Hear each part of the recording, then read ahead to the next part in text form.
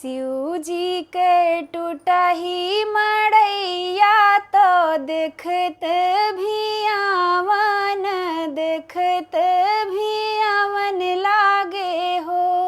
आरे तेही तारा बैठी गौरा रानी तो मन आती अन मन, मन आती अन मन हो।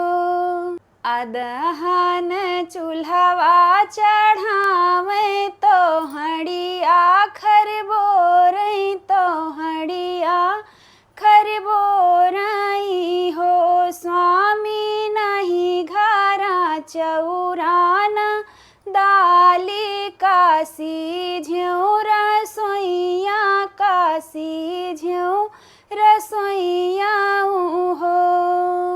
अदहन दीही ढार काई पलंग चढ़ी बैठई, पलंग चढ़ी बैठई हो।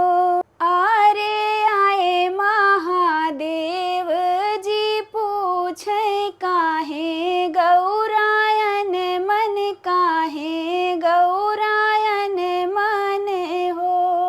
गौरा खोले देत्यु कोठिला के आन, भभकी गिरे चाउर, भभकी गिरे चाउर हो। गौरा खोले देहु कोठिला के आन, भभकी गिरे चाउर, भभकी गिरे चाउर हो।